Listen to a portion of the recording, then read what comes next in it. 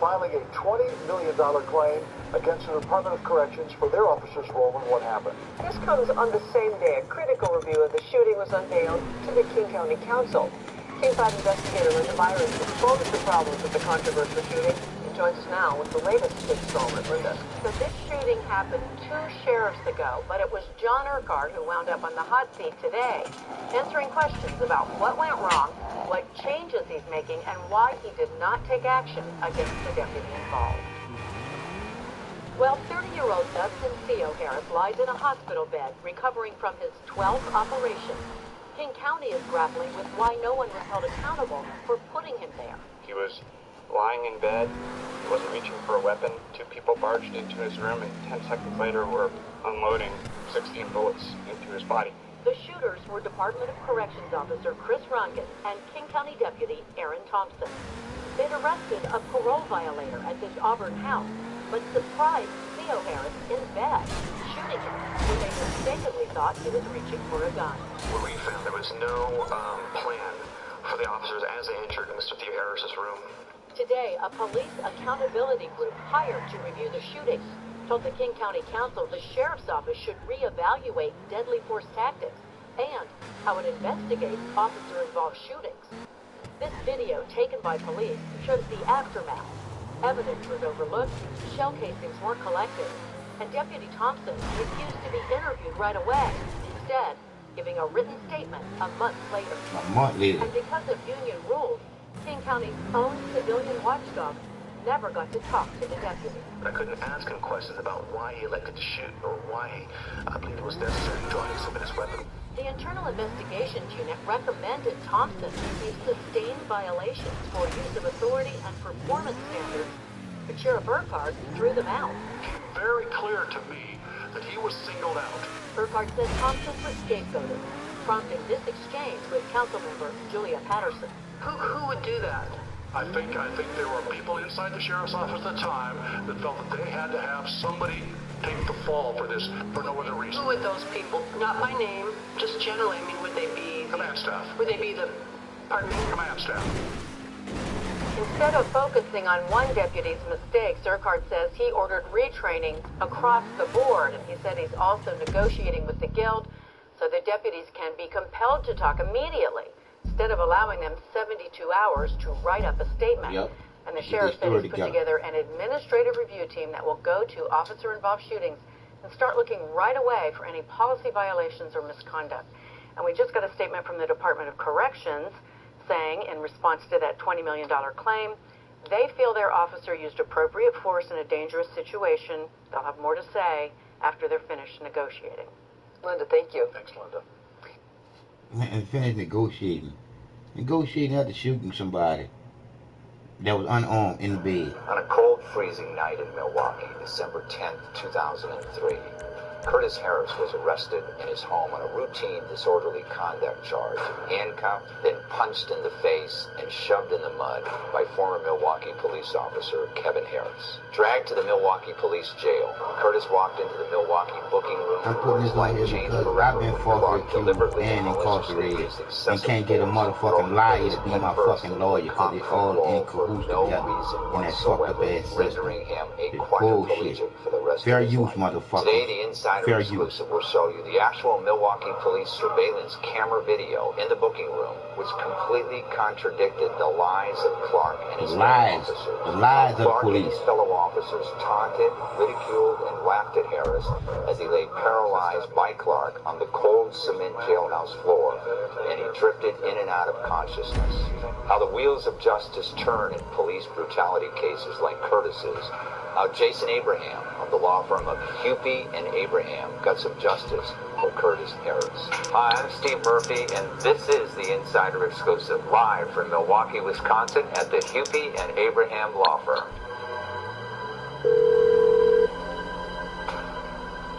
Merriweather, for all your private security needs. How can I help? A helicopter has been dispatched to your location. It gives me great pleasure to introduce the 2 attorneys on this case. Jason Abraham, welcome to the show. Tom Cord, welcome to the show. Tell us a little bit about this whole case, because it is horrible. Well, it's about as bad as it gets. It's a police officer gone wrong. What happens is, on the night of this terrible incident, my client is in police custody. At the home when he's initially arrested, the police are roughing him up. Me, and I'm in a wheelchair. Take me out. I'm landing. Stay clear of the blades. The booking room, where they ultimately throw him headfirst into a tile wall and render him a quadriplegic. And when you say throw him into the wall, we're going to be showing some of this jailhouse video. This is actually taken by the surveillance camera in the booking room, isn't it? It is. I mean, it's so galling because the officer at the time of this incident knew this room was being videotaped. So he knew that his actions were put on videotape. He still grabs my client, although my client is completely cooperating with him, and throws him headfirst into a wall. And the worst part is after that, the taunts that occur after my client is moaning over and over again that he can't move his arms and his legs. They just didn't believe him, did they? They didn't. I mean, and it's ridiculous because he sees the tile wall there. My client says he can't feel his arms and his legs, and they cuss at him. They call him female body part names, and they just say you're trying to win an Academy Award. Yeah. When was it that they realized they had a real serious injury on their hands? You know, I think after a few minutes of my client going in and out of consciousness, he said he couldn't move. They picked him up and actually tried to put him in a chair, even though he said he couldn't move his arms and his legs. Yeah. He falls out of the chair. I think the light bulb then goes on at that point. Maybe something a little more serious is going on. But when they call the fire department to come, and they come right away, the first thing they say to them is he's trying to win an Academy Award. So I don't even think the fire department personnel at first even believed that something real serious is going on. Then they transport him to the hospital, because in the video it ends at that part. But they transport him to the hospital, and that's when they realized what had been done. They did, and I think Todd can comment a little bit about what happens after he goes to the hospital. By him having he was basically thrown headfirst into the concrete wall. When that happened, his head, his whole spine was compressed. And the vertebrae actually compressed one of the discs in between the vertebrae and retropulsed it, basically means shot it out where it should have been pushed it into the spinal cord, putting such pressure on the spinal cord that it caused the spinal cord injury and this paralysis. I understand that this whole series of events happened because the police were called. His sister had actually called the police and said that they arrested him for disorderly conduct. Right. Some minor thing. Right. What happened was that Mr. Harris had been drinking, and his sister had a no drinking policy at her house. They got into a verbal altercation. She was frustrated and she called the police. Once the police arrived, Kevin Clark immediately started to get violent with Mr. Harris, and ultimately then took him into custody. They said he was being disorderly at the time, so they arrested him for disorderly conduct, and he also had an outstanding warrant for a traffic fine. Oh, that's bullshit. Type arrest for very minor things. Yeah, I read that his room that he rented from his sister was, I think, on the 3rd level of the house, if I remember correctly. 2nd level. They went up to his room. He was in the room. He was watching TV. They told him to get up. He got up. Officer Clark, former Officer Clark, he's been fired subsequently, handcuffed him and punched him in the face. That's what I've read. Is this true? Well, you'd have to ask Kurtz, but I mean, his allegation is that he actually was thrown on the ground and forcibly by Mr. Clark, and then handcuffed and yanked up from the floor by the handcuffs. And then as he was walking down the stairs, they kept pulling, Officer Clark kept pulling him up by the handcuffs, which is kind of painful. Well, not only was it painful, but it left permanent scars on his wrists even today. You know, the officers denied that they ever did that with the handcuffs, but the scars speak for themselves. Police officers usually don't act this way, do they? They do not. There are some bad apples in every group, aren't there? Yeah, and we look at this as an isolated incident from one bad cop. I mean, obviously, the rest of the police force here doesn't want there to be a bad cop, just like we don't want there to be a bad cop. So we don't look at this as any... Hello, you're through to Merriweather Security Consulting. What can I do for you? There was... Your Merriweather Air Team is on its way. Taken outside the house before we got to the police station, where they saw the police officer throw him into the mud. Is that true? That's right. And today we have with us one of those witnesses. I think her name is Mercedes Dickerson. That's correct. And she's going to join us on the show right now.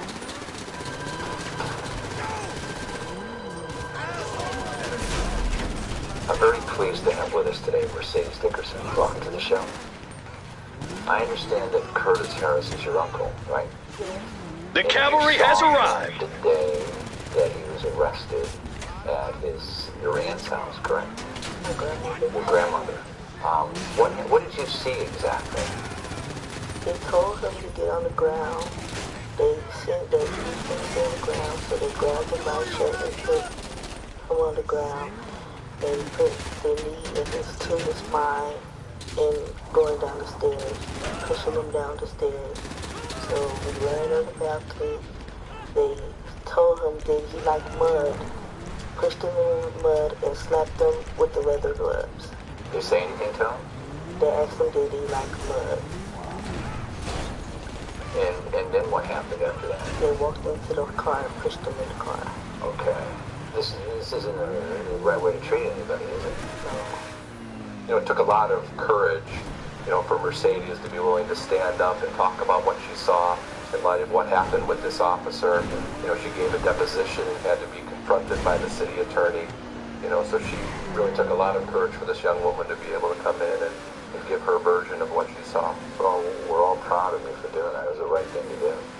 Well, I want to thank you very much for being on the program, and good luck to you.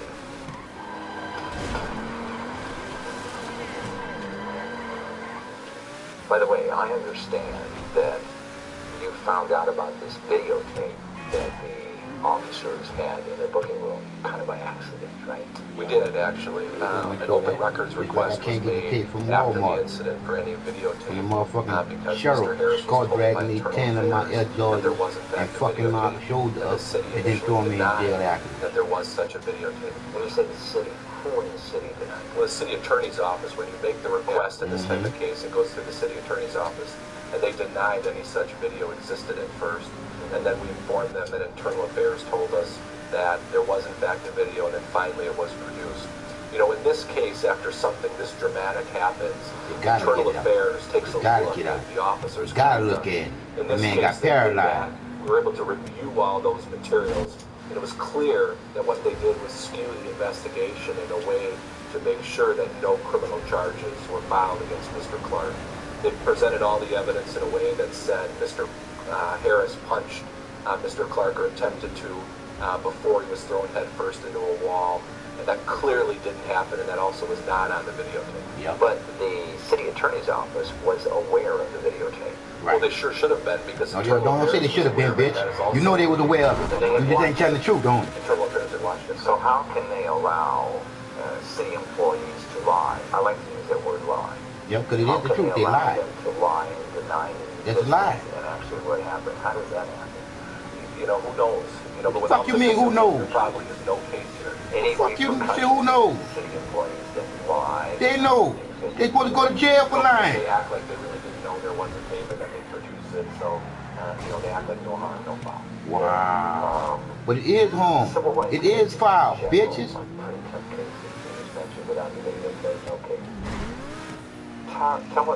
Tell our audience a little bit about what constitutes a good civil rights case. What are your civil rights? What can't police do? Well, they cannot use unreasonable force in which... Bitch, they use unreasonable force on me. I'm in a wheelchair, bitch. Police officers in these cases, most of them, over 90% of these cases, are kicked by the judge at summary judgment. But you have to basically prove to the judge, even before you get to a trial, that no reasonable officer would have done what the officer did. Right. So it's the actual actions of the officer. You have experts, you hired an expert in this case to comment on the officer's use of force. But the ultimate issue is whether the force used by the officer was unreasonable. Because in this case, you had two other police officers who basically corroborated Officer Kevin Clark's statements that he was acting in self-defense. Right, it's called the code of silence. We see that a lot amongst police officers. You know, in this case, the other two officers in the room. Keep in mind, we're in a locked booking room in a police station where they're didn't even have Mr. Harris in handcuffs. No threat whatsoever to the officers, complying with all their requests. Right, we're going to go back to that videotape to show that. So yeah, I mean, it's, you know, you can see that the officer asks Mr. Harris, put your arms up, as he's walking towards that desk. He complies, his hands are up. He's then pushed from behind by Officer Clark, and then he looks over his shoulder to see what's going on, and then the next thing he's violently thrown into a wall. Right. It's clear by looking at this videotape that Mr. Harris never threw a punch. He should have got a fucking head crime. After this incident, he should have got a fucking head crime. In the room corroborate the same lie that Mr. Harris threw a punch. Now, when Kevin Clark allowing the police to do whatever the fuck they want, but then the judges ain't nothing but motherfucking assholes.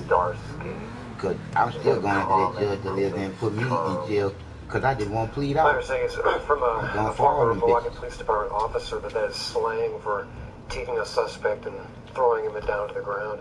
It's from the Starsky and Hutch show. I didn't watch the show that much. They used to do that a lot. I didn't watch the show much either. Now, getting back to the civil rights laws, okay? These apply to any law enforcement officer, right? They're federal laws, correct? Yes. And you can't use excessive force. You have to respect a person's rights. Generally, police officers do that, don't they? Yes.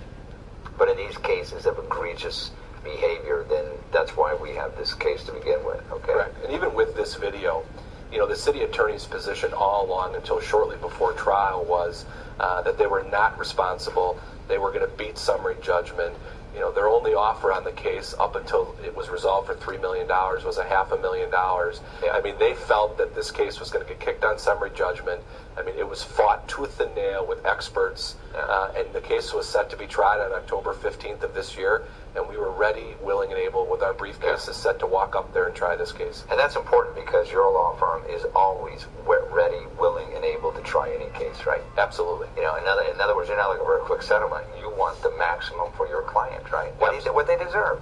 Absolutely. Now, in this case, obviously, this happened in 2003. Yeah. It didn't resolve itself until this year, so it took a lot of time to get this case to settle. The city was never going to pay a fair buck until every single hurdle was overcome by us, which we were able to do. And quite honestly, I think Todd and I were both surprised that the case even settled. We fully anticipated that we would have to go into court and try the case. The city offered $3 million, which sounds like a lot of money. In the scope of what Mr. Harris is going to have to live with the rest of his life, it's not a huge sum of money, but it's enough money that it will change the quality of his life. And as a result, we just couldn't take that gamble that we would go into court and have a small percentage we thought of chance of losing, and then not have this ability to change the quality of Mr. Harris's life. Yeah, let's talk about that quality of life, because we have a video right now which shows the current condition of Curtis Harris. And he is a quadriplegic, but he's a specific kind of quadriplegic. What is that? Well, he is an incomplete quadriplegic.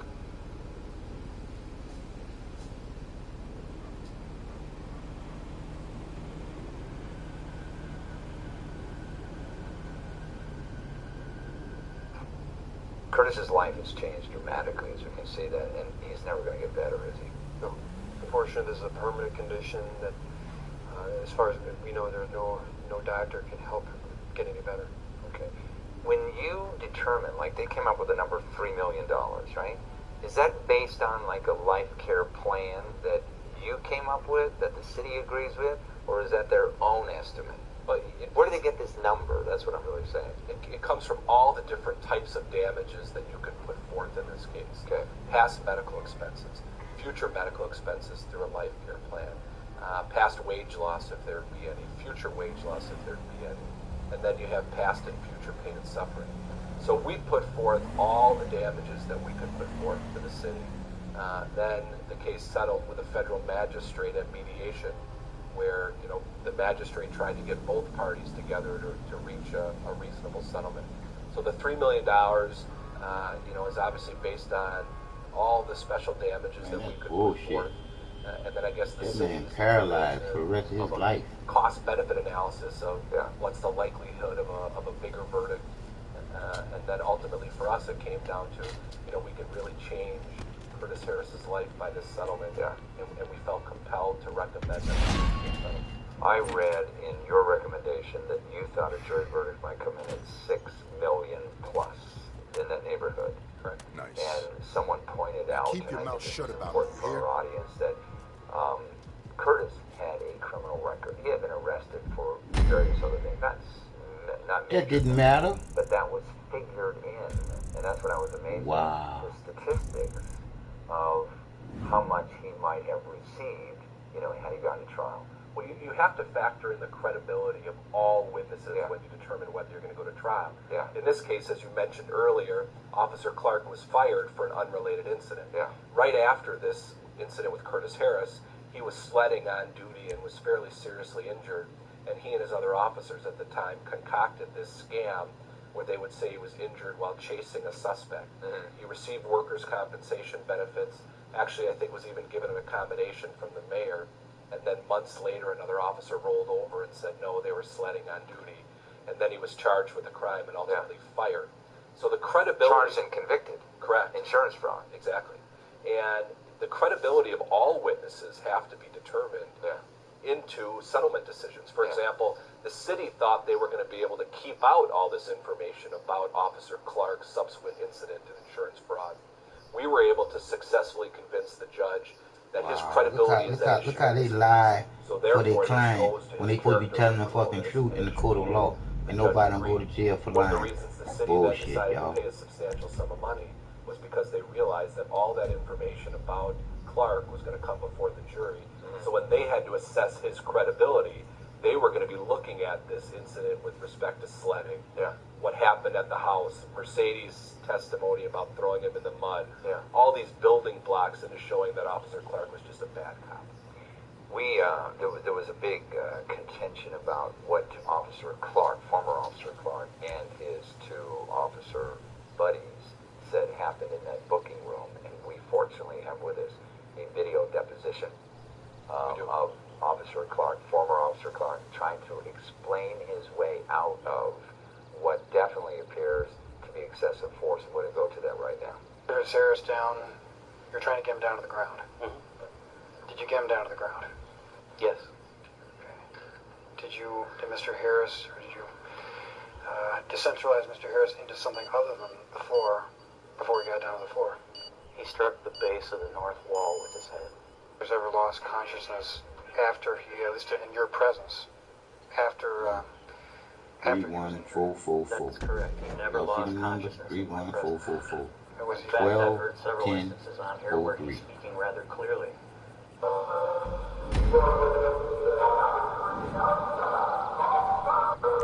How's Buster? Can you hear someone say, now you can breathe, now you can talk, oh, busted?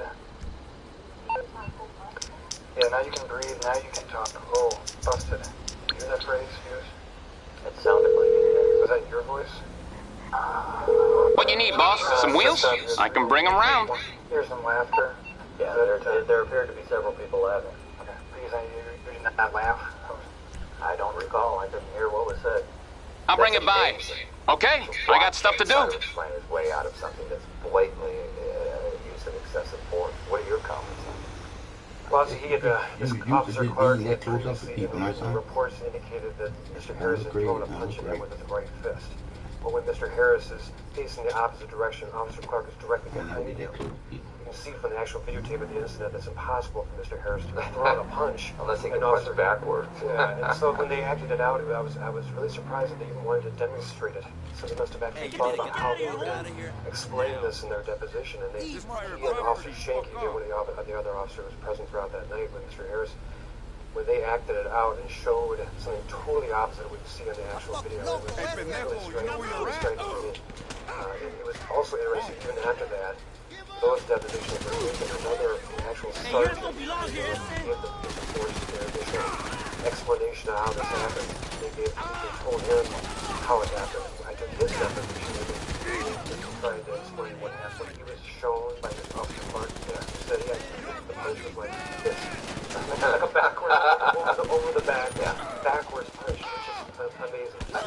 These officers try and concoct this story. They, I gotta say that they're not stupid. I mean, they've all seen the video. Well, that's how can they try to say anything other than what seems rationally the case? That's the funny part about what happened in the deposition. Most lawyers, when you're preparing their money for a deposition, you don't want to show them anything in advance. Because they can be asked by the other lawyer, what did you look at in advance on a deposition, and that's discoverable to the other lawyer. So the city attorney in this case did not show the videotape to the officers in advance But the city attorney knew what was on the tape. But knew it was on the tape. So after it was over, I say one thing, boy.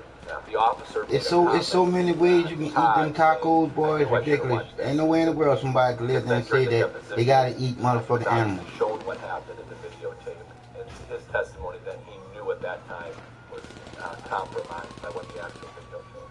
It would seem to me that if you're an officer, how long had Clark been an officer? A number of years, right?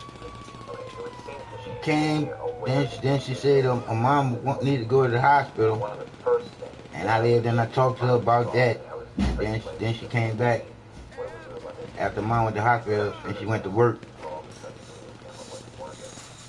I said, yeah, before you even take your clothes, son, you got to lay up there and spray that spray up in his closet. Cause I see them bitches going up in that closet.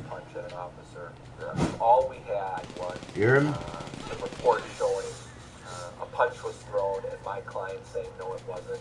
That would be that's the thing showing the truth of what happened that night, was the single piece of evidence most important. Yep. Kevin Clark, as you said earlier, was eventually convicted of insurance fraud. He was.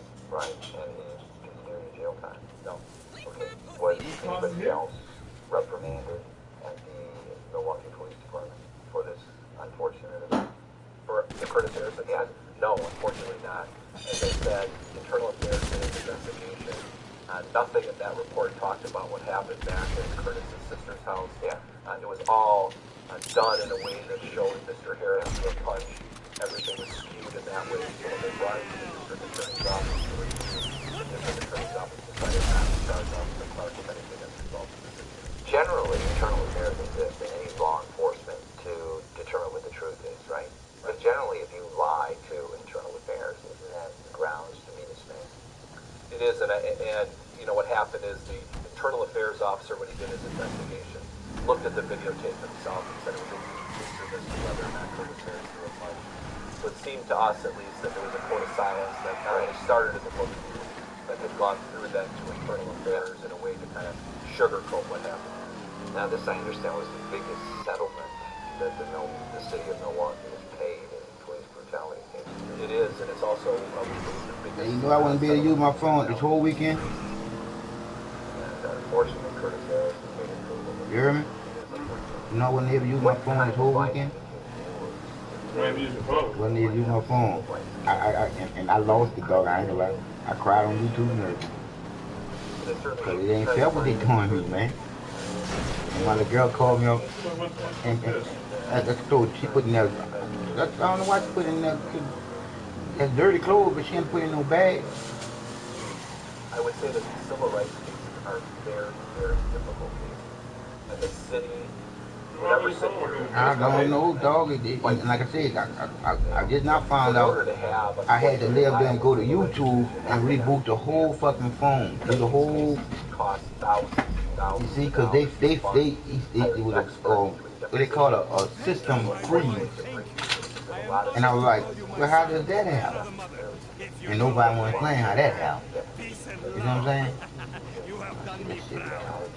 Hold up well to the whole thing. I sure don't think so. I mean, to me, when you watch the videotape, it shows him, in my mind, to be just a liar. Because I'm going to show you on my back, something that lived there.